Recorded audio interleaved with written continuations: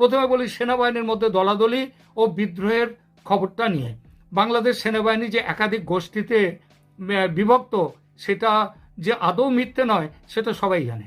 এই মার্চ মাসে দেশে আসবেন শেখ হাসিনা সেনাপ্রধানের হাত ধরে এমন কিছু নিউজ প্রচার করতেছে ভারতীয় গণমাধ্যম। শুধু তাই না, তারা টাইটেল এবং থাম্বনেলও দিচ্ছেন মার্চেই দেশে আসতেছেন শেখ হাসিনা সেনাপ্রধানের হাত ধরে। তো বন্ধুরা, এইবার এই বিষয় নিয়ে আমরা পর্যালোচনা এবং তদন্ত করে বেশ কয়েকটি খুবই গুরুত্বপূর্ণ তথ্য এবং ভিডিও ফুটেজ পাই, যা আজকের ভিডিওতে সেগুলোই এক এক করে ধারাবাহিক তুলে ধরবো। যদিও আজকের ভিডিওটা কিছুটা লং হতে পারে, তবে আজকের ভিডিওতে জানতে পারবেন সত্যি সত্যি কি মার্চ মাসে শেখ হাসিনা সেনাপ্রধানের হাত ধরে দেশে ফিরবেন। এই বিষয় নিয়ে থাকতেছে এমন কিছু অজানা গোপন তথ্য, যা জানলে আপনিও ইতিমধ্যে অবাক হতে বাধ্য। সেই সাথে আরো জানতে পারবেন বর্তমান বাংলাদেশের রাজনীতির প্রেক্ষাপট আসলে কোন দিকে যাচ্ছে। বন্ধুরা চলুন, ভিডিওতে আজকে আর বেশি কথা বাড়াবো না, সরাসরি আজকে আমরা চলে যাব মূল ভিডিওতে। একটি হলো বাংলাদেশের সেনাবাহিনীর মধ্যে একটা কু হয়েছে কিনা, লেফটেন্যান্ট জেনারেল ফয়জুর রহমান তিনি গ্রেপ্তার হয়েছেন কিনা, এবং দুই, শেখ হাসিনা কবে দেশে ফিরবেন, বাংলাদেশে তার শীঘ্র ফেরার সম্ভাবনা আছে কিনা এই বিষয়টি নিয়ে। এমন নয় যে কেবল ভারতের মিডিয়া বলছে এই কথাগুলো, বাংলাদেশের সোশ্যাল মিডিয়াতেও বহু মিডিয়াতে একই কথা অনেকে বলছেন ও বলেছেন। এমনকি ওই যে আমাদের ওয়াকারুজ্জামান সাহেব এসে নামলেন তেজগাঁও বিমানবন্দরে, এ বাংলাদেশের বহু চ্যানেল সেই একই কথা বলেছে। আবার কেউ কেউ বিরোধিতা করছেন, তারা বলছেন না উনি শাহজালাল বিমানবন্দরে এসে নেমেছেন। মানে এই দুটোই তো ঠিক হতে পারে না, দুজনেই বাংলাদেশ থেকে বলছে, দুজনেই ঠিক হতে পারে না। তাহলে একজন ঠিক একজন ভুল। ভারতে আমরা যেটা আমার চ্যানেলেও আমি বলেছি, তিনি তেজগাঁও বিমানবন্দরে এসে নেমেছিলেন, কারণ শাহজালাল বিমানবন্দরে তাকে সেখানে নামলে তার উপরে অন্য রকমের আক্রমণ হওয়ার থাকতো। তিনি তাকে ওখানে জোর করে ধরে নিয়ে গিয়ে তাকে করা নেওয়া হতো, তার কাছ থেকে পদত্যাগপত্র নেওয়া হতো, এমনকি তাকে মেরে ফেলার সম্ভাবনাও ছিল। আবার সেই দিন ওই হিজবুতে তাহরিন তারাও সেদিন মিছিল করেছিল। এই সবগুলো মিলিয়ে তিনি ওই জায়গায় যাননি, এটা আমি বলেছি। কিন্তু এই নিয়ে অনেকে বলছেন যে এটা হচ্ছে গুজব। বাংলাদেশের সোশ্যাল মিডিয়াতে এই কথা বলা হচ্ছে, কিন্তু মানে গুজব ছড়ানোর অভিযোগটা উঠছে ভারতের মিডিয়ার বিরুদ্ধে। বাদ রাখা হচ্ছে বাংলাদেশে বসে একই কথা বলছেন যারা, তাদেরও, অথচ তারা কোনো প্রমাণও দিতে পারছেন না যে অন্যরকম কিছু ঘটেছিল। এটাও এক রকমের ভারত বিরোধী মানসিকতা। এবার আসি আমাদের আজকের আলোচনার প্রসঙ্গে, যেটা নিয়ে শুরু করেছিলাম। প্রথমে বলি সেনাবাহিনীর মধ্যে দলাদলি ও বিদ্রোহের খবরটা নিয়ে। বাংলাদেশ সেনাবাহিনী যে একাধিক গোষ্ঠীতে বিভক্ত সেটা যে আদৌ মিথ্যে নয় সেটা সবাই জানে। এমনকি বাংলাদেশের লোকজনও জানে, সেনাবাহিনীর মধ্যেও লোকজন জানে। তাদের মধ্যে কেউ বলেন 3টে গোষ্ঠী, কেউ বলেন 4টে গোষ্ঠী। 3টে কিংবা 4টে যে গোষ্ঠী হোক না কেন, সেটাও তাদের মধ্যে রয়েছে। আর বাংলাদেশ সেনার একাধিক কর্মকর্তা ইতিপূর্বে নিহত হয়েছেন, তারা অন্যকে খুন করার দায়ে অভিযুক্ত হয়েছেন।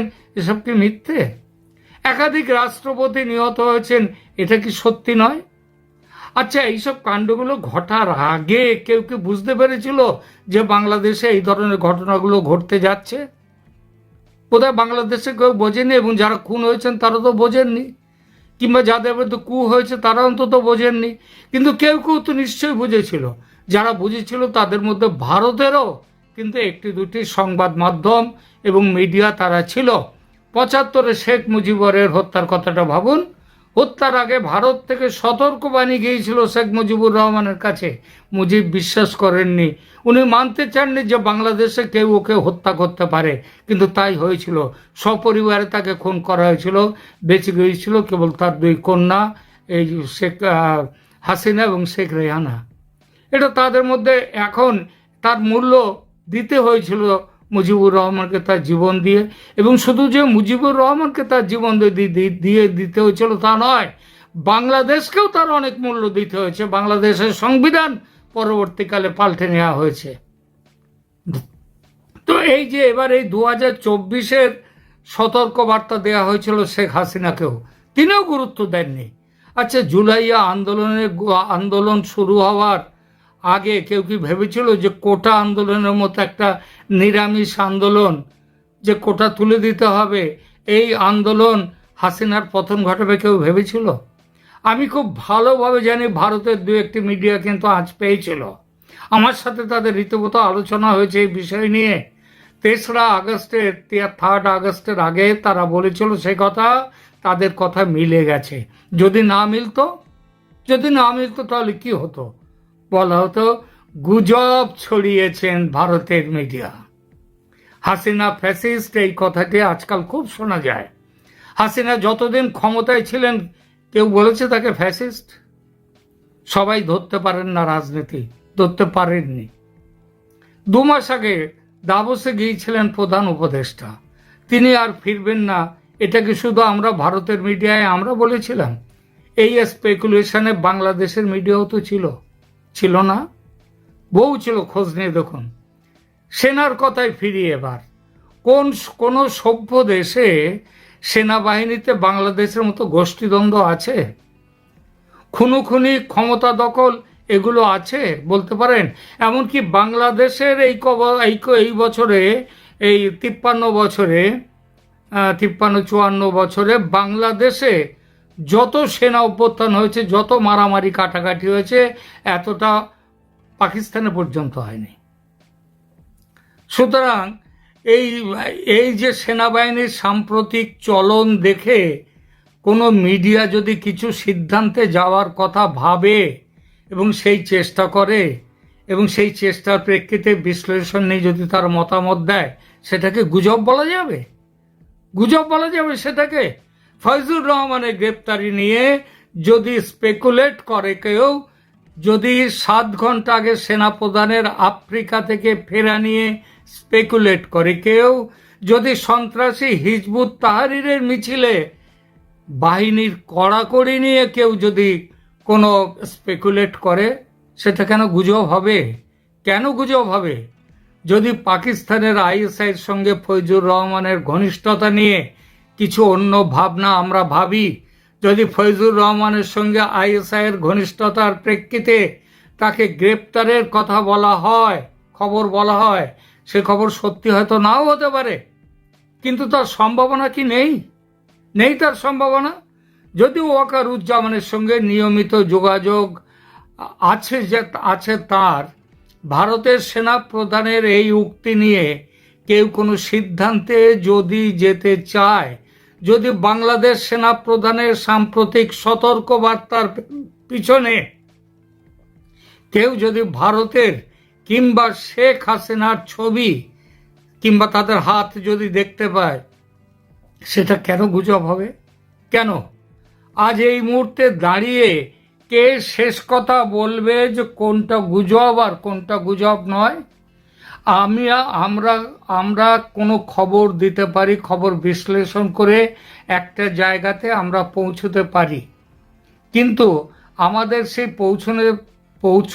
যে জায়গাটায় পৌঁছে যাব, সেই জায়গাটা যে একেবারে সত্যিই হবে, সেটা একবারে মিলে যাবে, তা তো হতে পারে না।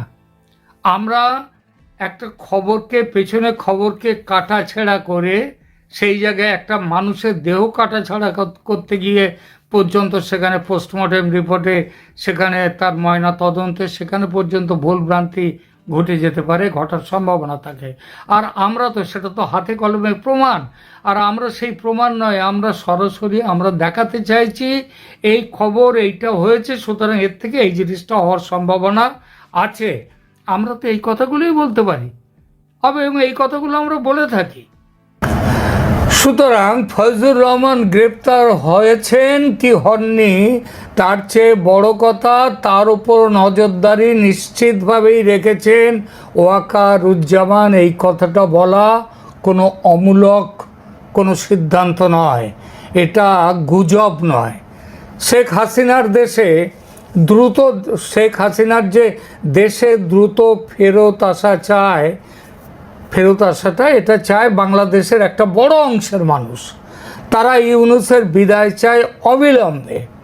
আবার এই চাওয়াটা ভারতের সরকারও চায়, কারণ ভারত বিদ্বেষী এবং সন্ত্রাসীদের প্রশ্রয়দাতা এবং পাকিস্তানের দালাল হিসেবে কাজ করছেন যে মোহাম্মদ ইউনূস, তাকে বাংলাদেশের শাসন ক্ষমতায় রাখতে চায় না ভারত, এটা পরিষ্কার। এর পেছনে ইফস অ্যান্ড বাটস কিচ্ছু নেই, কোনো কিন্তু টিন্তু নেই এর মধ্যে। আর ট্রাম্পের কাছ থেকে সবুজ সংকেত পাওয়ার পর যদি ভারত বলে, যে কোনো ভারত যদি চাইবে যে কোনো দিন ইউনূস সরকারের পতন ঘটাতে ভারত চাইবে, এটা তো স্পষ্ট। কিন্তু যদি আমি এই কথা বলি, এই ভাবনা হয়তো আমার এই কথাটা ভুল হতে পারে। আমি যদি বলি মার্চের মধ্যেই তিনি ফিরবেন, হয়তো ভুল হতে পারে, মার্চ না হয়ে এপ্রিল হতে পারে। রাজনীতিতে এগুলো কিছু নয়। তার কারণ আমি বলেছি সম্ভাবনার কথা, আর সম্ভাবনাটা বাস্তবের উপরে ভিত্তি করে যদি তৈরি হয়, সে সম্ভাবনাকে কখনো গুজব বলা যায় না। এই যে ইউনূসকে হটানোর চাওয়াটা প্রবল হয়েছে ভারতের কাছে এবং বাংলাদেশের মানুষের কাছেও, একের পর এক ইউনূসের সিদ্ধান্তের জন্যে। ইউনূস পাকিস্তানকে ঘরের মধ্যে ডেকে এনেছেন, আবার এই মুহূর্তে 26শে মার্চ যাচ্ছেন চীনে। তিনি কেন চীনে যাচ্ছেন, তিনি চান কিনা সেটা অন্য প্রশ্ন, কিন্তু চীন তো জানে তাকে দিয়ে চাপ দিয়ে এই তিস্তা ব্যারেজ যে প্রকল্প, তিস্তা বাঁধ প্রকল্প, সেইটা নেওয়ার জন্যে চীন বহুদিন ধরে এই তিস্তা প্রকল্প নিয়ে তাদের উৎসাহ দেখিয়েছে। তার কারণ চীন ওখানে যেতে পারলে চিকেন নেক কেটে দিয়ে ভারতের উত্তর পূর্বের রাজ্যগুলোকে বিচ্ছিন্ন করতে পারে এবং বলতে পারে এগুলো তিব্বতের অংশ বলে তার মধ্যে ঢুকিয়ে নিতে পারে। ডোকালাম কেলেঙ্কারির কথা আমরা জানি চীনের। এটা চীনের অনেক পুরনো ছক। সুতরাং আমরা কেউ যদি বলি যে ইউনূস 26শে মার্চ যাচ্ছেন চীনে এবং সেখানে গিয়ে চীনের সঙ্গে এই ধরনের চুক্তি করবেন, তাহলে ভারত কি এটা কখনো মানতে পারে না। সুতরাং ভারত কি করতে পারে, সম্ভাবনাটা কি আছে? 26শে মার্চের আগে ইউনূসের পতন ও তারপর বাংলাদেশের শেখ হাসিনার ফিরে যাওয়ার কথা বলাটা তারা ভাবতেই পারে ভারত। এবং যদি কোনো সংবাদ বিশ্লেষক হয়, তারা যদি এইটাকে সামনে রেখে বলে এই সম্ভাবনা আছে, যদি এই কথা যদি বলে তারা, তাহলে সেটাও কি করে অমূলক হয়, কি করে গুজব হয়? রাজনীতি, দেখুন, রাজনীতি কোনো সরল রেখায় চলে না। এটা একমাত্রিক নয়, বহুমাত্রিক ব্যাপার। অনেক দিক ভেবে চিনতে রাজনীতি চলে। আর বাংলাদেশের বর্তমান অস্থির পরিস্থিতিতে কোনো কিছুই নিশ্চিতভাবে বলা যায় না, কোনোটা বলা সম্ভব নয়। যে কোনো মুহূর্তে পরিস্থিতির পরিবর্তন ঘটতে পারে, আর সেটাই স্বাভাবিক। আর যেটা সত্যি মনে হচ্ছে, কাল সেটা সত্যি নাও মনে হতে পারে, মিথ্যে হয়ে যেতে পারে। আবার আজ যেটা হওয়া অসম্ভব বলে মনে হচ্ছে, কাল কিন্তু সেটা আবার সম্ভব হতে পারে। আমরা জ্যোতিষী নই, আমরা খবর বিশ্লেষণ করে যা পাই, যা বুঝি, সেটা দর্শকদের সামনে বলি। সেটা যাদের ভালো লাগে তারা পছন্দ করেন, যাদের ভালো লাগে না তারা পছন্দ করেন না। কিন্তু যাদের ভালো লাগে না, তারা যদি পছন্দ হয়নি তাদের আমাদের বিশ্লেষণ, তারা সেটা শুনে চুপ করে যেতে পারেন। কিন্তু বাংলাদেশে আমি আগের একটা ভিডিওতে বলেছি, খিস্তিওয়ালাদের গালাগালিতে ডক্টরেট বোধহয় এদের অনেকের ডক্টরেটের সংখ্যা ও দেশে খুব বেশি, এবং তারা যে ভাষায় খিস্তি দেন সেটাকে বলতে বাধ্য, সেটা ভদ্র ভাষায় খিস্তি নয়। আর যারা মনে করেন সব জানতা, আমরা সব জানতা নই। আমরা বারবার বলছি, আমরা গণৎকার নই, জ্যোতিষী নই। আমরা খবর বিশ্লেষণ করি আমাদের মতো করে, তারপর একটা সিদ্ধান্তে পৌঁছই। সেই সিদ্ধান্তের সাথে আপনাদেরকে, দর্শকদেরকে তার সাথে পরিচিত করাই। ঠিক আছে, আমাদের এর বাইরে আর কিছু নেই। আর বাংলাদেশের ব্যাপারে অবশ্যই বলছি, আমাদের নিজেদের ভেতরের একটা চাওয়া আছে। কারণ আমরা ওই 1971-এর ওই বাংলাদেশের থেকে যখন লক্ষ লক্ষ মানুষ এখানে এসেছিলেন, তাদেরকে আমাদের এখানে আমরা তাদের পাশে দাঁড়িয়েছিলাম। সুতরাং বাংলাদেশের যে বিষয়, বাংলাদেশের উপরে আমাদেরও গত 7 মাস ধরে মোহাম্মদ ইউনূস সাহেব বাংলাদেশে এই যে খেলাটা খেলছে, এই খেলাতে প্রত্যেকটা চাল এমনভাবে মোহাম্মদ ইউনূস এখনো পর্যন্ত দিয়ে এসেছে, যেখানে প্রত্যেকটা চালেই তিনি বাজিমাত করেছে। একেবারে সূক্ষ্ম চাল, মেপে মেপে চাল দিয়ে তিনি এই যে খেলাটাকে নিজের আয়ত্তে নিয়ে এসেছে, একেবারে নিজের মতো করে সাজিয়ে ফেলেছে এই খেলাটা, যেখানে প্রতিদ্বন্দ্বী বিজয়ী হওয়ার কোনো রাস্তা নেই। সেই সাজানো খেলায় মোহাম্মদ ইউনূসের পরম বৈদেশিক মিত্র, জাতিসংঘের মানবাধিকার বিষয়ক হাই কমিশনার ফলকার তুর্ক সাহেব না জেনেই মোহাম্মদ ইউনূসের এই সাজানো গোছানো খেলাটা এখন পুরোপুরি বানচাল করে দিয়েছে। মোহাম্মদ ইউনূসের এই সাজানো খেলাটা এই তার বৈদেশিক মিত্র তুর্ক সাহেব একেবারে ঘেঁটে ঘ করে দিয়েছে। আর তার এই সাজানো খেলাতে এইবার আশা করি শেখ হাসিনা একটা বাজি মাত করতে পারবে, এবং সর্বপ্রথম এই বাজিটাই হবে মাত করা।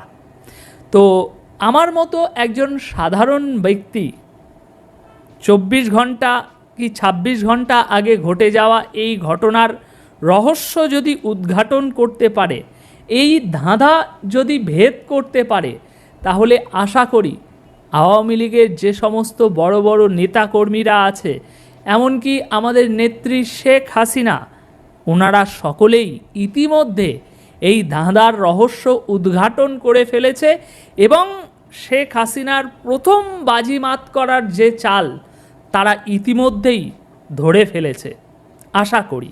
কারণ আমার মতো একজন সাধারণ ব্যক্তি করতে পেরেছে মানে তারা তো অনেক রাজনৈতিক দিক থেকে অনেক বুদ্ধিমত্তা ধারণ করে, তাই না?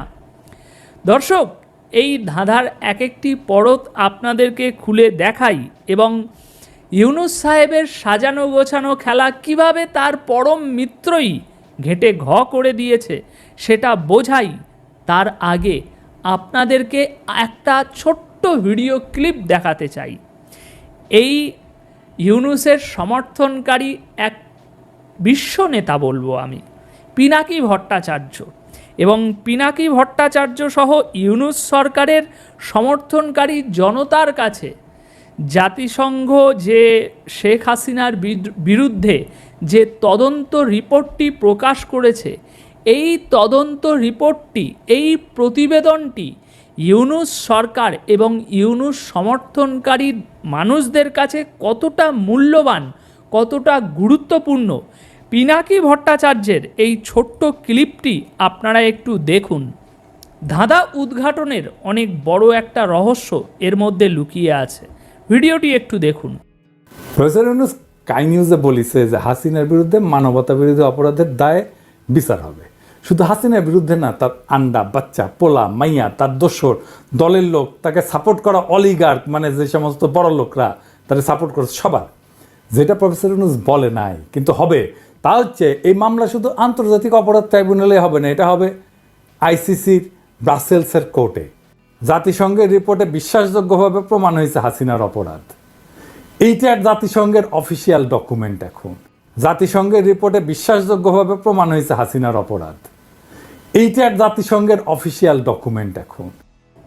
তো দর্শক, আশা করি আর আপনাদেরকে বোঝাতে হবে না যে জাতিসংঘের ওই যে প্রতিবেদনটা প্রকাশ করা হয়েছে, ওই প্রতিবেদনটা ইউনূস সরকারের কাছে কতটা মূল্যবান একটা নথি, সেটা এই পিনাকি ভট্টাচার্যের কথা থেকেই আপনারা বুঝে গেলেন।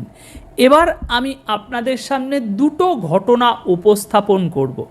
প্রথম ঘটনাটি হচ্ছে আজ থেকে 4 দিন আগের খবর, 7ই মার্চের খবর।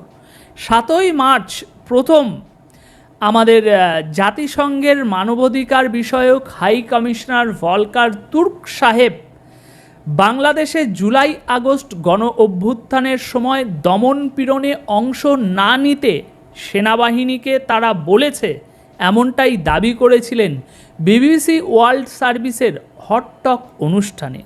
তিনি ওই অনুষ্ঠানে একেবারে সরাসরি এই দাবিটি করেছিল। খাস বাংলা যেটা বোঝায় সেটা হচ্ছে যে আমরা জাতিসংঘ বাংলাদেশের সেনাবাহিনীকে বারণ করেছিলাম রাস্তায় না নামতে, জনগণের বিরুদ্ধে আন্দোলনের বিরুদ্ধে না যেতে, আন্দোলনের পক্ষে থাকতে আমরা জাতিসংঘের মানুষেরা এটা বারণ করেছিলাম। তাই বাংলাদেশের সেনাবাহিনী এই কাজটি করেনি। আজ থেকে 4 দিন আগে ইউনূস সাহেবের পরম মিত্র ভলকার তুর্ক সাহেব এই দাবিটি করেছিল সারা বিশ্বের সামনে। এবার গতকাল 10ই মার্চ এই কথার পরিপ্রেক্ষিতে বাংলাদেশ সেনাবাহিনীর ভূমিকা নিয়ে জাতিসংঘের মানবাধিকার বিষয়ক হাই কমিশনার ভলকার তুর্ক এই যে মন্তব্যটি করেছে, এই মন্তব্যের প্রতিক্রিয়া জানিয়েছে গতকাল বাংলাদেশ সেনাবাহিনী। প্রতিক্রিয়াটি গতকালই গণমাধ্যমে এসেছে আন্তঃবাহিনী জনসংযোগ পরিদপ্তর আইএসপিআরের তরফ থেকে। সেখানে বাংলাদেশ সেনাবাহিনী বলছে, বাংলাদেশ সেনাবাহিনী জাতিসংঘের মানবাধিকার বিষয়ক হাই কমিশনার থেকে এ বিষয়ক কোনো ইঙ্গিত কিংবা বার্তা সম্পর্কে অবগত নয়। যদি এ সংক্রান্ত কোনো উদ্বেগ প্রকাশ করা হয়ে থাকে তবে তা তৎকালীন বাংলাদেশ সরকারকে জানানো হয়ে থাকতে পারে, সেনাবাহিনীকে নয়। এবং ভলকার তুর্ক সাহেব বলছে যে আমরা সরকারকে জানাইনি, আমরা ডাইরেক্ট সেনাবাহিনীকে জানিয়েছিলাম। কিন্তু সেই দাবির পরিপ্রেক্ষিতে এখন বাংলাদেশ সেনাবাহিনী বলছে যে আমরা জাতিসংঘের তরফ থেকে এরকম কোনো ইঙ্গিত বা বার্তা পাইনি। তো দর্শক, রহস্য উদ্ঘাটন করতে পারছেন? ধাঁধার জাল কিছুটা কাটতে পারলেন? আসুন আরও একটু সহজ করি। দর্শক, এই যে দুটো মন্তব্য আমরা দেখছি, একদিকে জাতিসংঘের হাই কমিশন বলছে যে আমরা এটা বলেছি, কিন্তু বাংলাদেশ সেনাবাহিনী বলছে যে না, আমাদেরকে এটা বলা হয়নি। সুতরাং এখান থেকে একটা জিনিস কিন্তু স্পষ্ট হচ্ছে, হয় জাতিসংঘ নয়তো বাংলাদেশ সেনাবাহিনী, এই দুটো ব্যক্তির কোনো এক ব্যক্তি, কোনো একটি সংস্থা মিথ্যে বলছে এবং কোনো একটি সংস্থা সত্যি বলছে। এই দুটো সংস্থাই সত্যি বলছে এমনটা তো হতে পারে না। হয় এই সংস্থা সত্যি বলছে, এই সংস্থা মিথ্যে বলছে, নয়তো এই সংস্থা সত্যি বলছে, এই সংস্থা মিথ্যে বলছে। দুটোর কোনো না কোনো একটা কিছু হচ্ছে, এটা নিশ্চিত। এবার আমরা যদি একটু তলিয়ে ভাবি, বিশ্লেষণ করি সেই জুলাই মাস থেকে আজ পর্যন্ত হওয়া ঘটনা এবং বিশেষ করে জুলাইয়ে যে সমস্ত ঘটনা হয়েছে সেগুলোকে যদি একটু তলিয়ে আমরা ভাবি যে এখানে কে ঠিক মিথ্যে কথা বলছে, জাতিসংঘ নাকি বাংলাদেশ সেনাবাহিনী? কোনো একজন তো মিথ্যে বলছে। কে বলছে মিথ্যেটা? একটু তলিয়ে ভাবলেই আমরা দেখতে পাবো দর্শক যে এখানে জাতিসংঘই মিথ্যে বলছে। জাতিসংঘ কখনোই বাংলাদেশ সেনাবাহিনীকে রাস্তায় না নামার অর্ডার বা আন্দোলনের বিরুদ্ধে না যাওয়ার অর্ডার এগুলো জাতিসংঘ দেয়নি। এগুলো বাংলাদেশ সেনাবাহিনী তাদের নিজস্ব সিদ্ধান্তেই এই কাজগুলো তারা করেছে। এর প্রমাণ আমরা অনেক জায়গা থেকে পেতে পারি।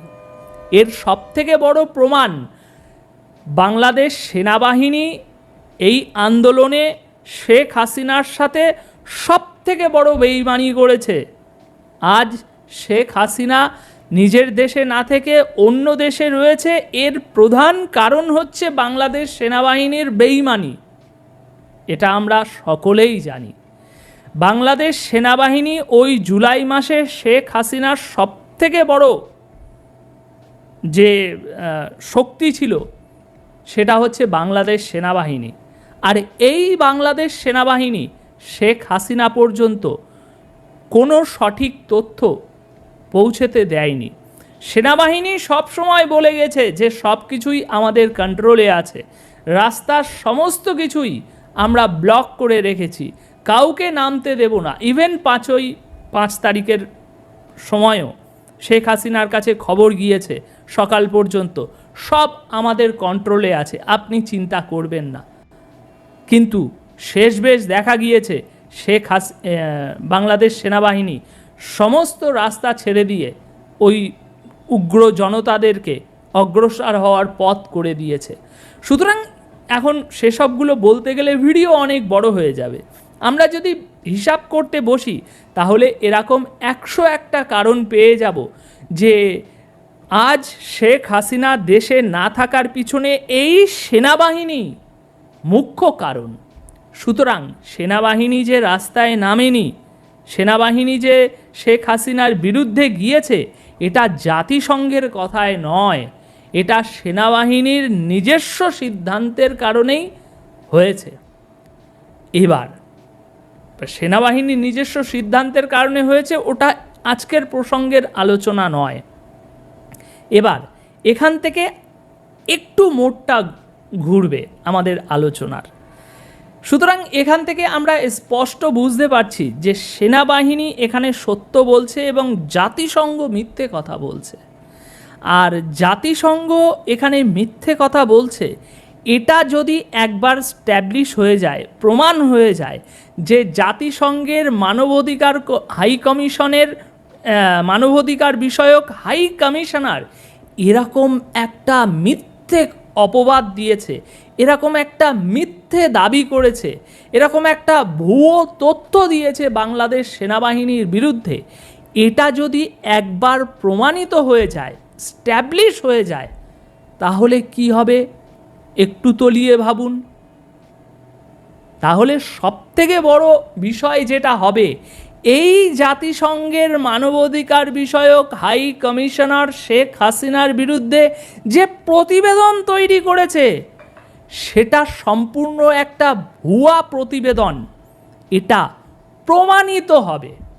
এতদিন আমরা এই যে বলে আসছি যে জাতিসংঘের এই প্রতিবেদনটা একপেশে প্রতিবেদন, ইউনূস সাহেবের মানে বৈদেশিক যে মিত্র আছে সেই মিত্রতা এবং টাকার লোভে বস্তা বস্তা টাকা দিয়ে এবং মিত্রতার ক্ষমতা দিয়ে এই প্রতিবেদনটি একপেশে একটি প্রতিবেদন, পক্ষপাতমূলক একটি প্রতিবেদন তৈরি করা হয়েছে। এই যে চেঁচিয়ে চেঁচিয়ে আমরা বলছি সেটা প্রমাণিত হবে। কিভাবে প্রমাণিত হবে? কারণ এই প্রতিবেদনটি যে সংস্থা তৈরি করেছে সেই সংস্থার একজন হাই কমিশনার সারা বিশ্বের সামনে এরকম একটা ভুয়ো তথ্য কিভাবে দিতে পারে, এরকম একটা মিথ্যে কথা কিভাবে বলতে পারে। আর তিনি যদি বাংলাদেশ সেনাবাহিনীকে নিয়ে এরকম একটা মিথ্যে কথা বলতে পারে, তাহলে তিনি নিজে হাতে যে প্রতিবেদনটি তৈরি করেছে সেটাও তো প্রশ্নবিদ্ধ, তাই না? তিনি যদি বিবিসি বাংলাকে বাংলাদেশ সেনাবাহিনীর বিরুদ্ধে এরকম একটা মিথ্যে অভিযোগ তুলতে পারে, যেটা বাংলাদেশ সেনাবাহিনী একদম সোজা সাপটা খারিজ করে দিয়েছে, তাহলে ওনার বন্ধু ইউনূস সাহেবকে সাহায্য করার তাগিদে তিনি বাংলাদেশের যে জুলাই আন্দোলনের যে প্রতিবেদনটি তৈরি করেছে সেটা কেন মিথ্যে নয়, সেটা কেন ভুয়া তথ্যে ভরা হতে পারে না? বিষয়টা এরকমই দাঁড়াচ্ছে, তাই না? সুতরাং থাম্বনেলে আপনারা যেমনটা দেখেছেন, একবার জাতিসংঘের এই প্রতিবেদনটা এই তর্কের খাতিরে বা এই পয়েন্টের উপরে ভিত্তি করে এই জাতিসংঘের প্রতিবেদনটা যদি একবার খারিজ হয়ে যায় এবং এই তাদের কাছে সবথেকে বড় যে অস্ত্র, এই জাতিসংঘ প্রমাণ পেয়েছে শেখ হাসিনা গণহত্যা করেছে, সেখানে জাতিসংঘের এই প্রতিবেদনটাকে যদি প্রশ্নবিদ্ধ করা যায়, জাতিসংঘের এই প্রতিবেদনটাকে যদি একপেশে পক্ষপাতদুষ্ট প্রতিবেদন তৈরি হয়েছে এটা যদি স্ট্যাবলিশ করা যায়, তাহলে এই প্রতিবেদনের দুনয়া মূল্য নেই। আর এই জাতিসংঘের প্রতিবেদনের দুনয়া মূল্য না থাকার কারণে সবথেকে বড় কাজ যেটা হবে, শেখ হাসিনার দেশে ফেরার যে পথ, সেই পথে অনেক বাধা রয়েছে। আর সেই বাধার সবথেকে বড় যে পাহাড়টা দাঁড়িয়ে রয়েছে সেটা হচ্ছে এই বিচারের ব্যবস্থাটা। জুলাই আন্দোলনে দমন পীড়নের যে একটা বিচারের বিষয় ইউনূস সাহেব তৈরি করে রেখেছে, সেই বিচারের বিষয়টার একটা বড় পাহাড়। আর সেই পাহাড়টা খুব সহজেই ডিঙিয়ে নিতে পারবে শেখ হাসিনা, একবার যদি জাতিসংঘের এই প্রতিবেদনটাকে ভুয়ো মিথ্যে প্রতিবেদন প্রমাণিত করা যায়। তো আমি আশা করব দর্শক বন্ধুরা এই ভিডিওটি বেশি বেশি করে শেয়ার করুন, যাতে প্রত্যেক আওয়ামী লীগ নেতা কর্মীদের কাছে এই ভিডিওটা পৌঁছায় এবং এই বিশেষ তথ্যটি যেন সকলের কাছে স্পেকুলেট হয় যে জাতিসংঘের প্রতিবেদনটি একটি ভুয়া প্রতিবেদন, একটি পক্ষপাতদুষ্ট প্রতিবেদন, সেটা আজ প্রমাণিত। কারণ যে ব্যক্তি এই প্রতিবেদন তৈরি করেছে সে ব্যক্তি একজন ভুয়া ব্যক্তি, এবং এই জাতিসংঘের হাই কমিশনার ভলকার তুর্ক সাহেব তিনি যে মিথ্যে কথা বলছে এটা তিনি শেষবেশ মানতে বাধ্য হবে। কারণ বাংলাদেশ সেনাবাহিনী তো তার সামনে দাঁড়িয়ে যাবে, প্রমাণ চাইবে। আপনি তো আর ফোনে বলতে পারেন।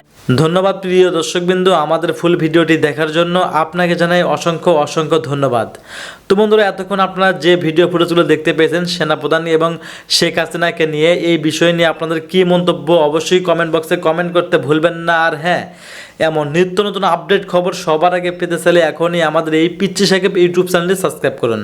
তো বন্ধুরা, বর্তমান যে বিষয়টি সোশ্যাল মিডিয়াতে ভাইরাল হয়েছে, বিশেষ করে ভারতীয় মিডিয়ারা, বিশেষ করে ভারতীয় গণমাধ্যমে যে মিডিয়াগুলো প্রচার করছে যে শেখ হাসিনাকে মার্চেই ফেরানো হবে, ফেরাবেন মানে শেখ হাসিনাকে মার্চেই দেশে ফেরাবেন, বাংলাদেশে ফেরাবেন বাংলাদেশের সেনাপ্রধান ওয়াকারুজ্জামান, এমন কিছু নিউজ তারা তুলে ধরছে। তো বন্ধুরা, এটা মূলত আমার জানা মতে এটা সঠিক না, এটা গুজব। আপনারা কি মনে করেন অবশ্যই কমেন্ট বক্সে কমেন্ট করে জানিয়ে দিন। ধন্যবাদ।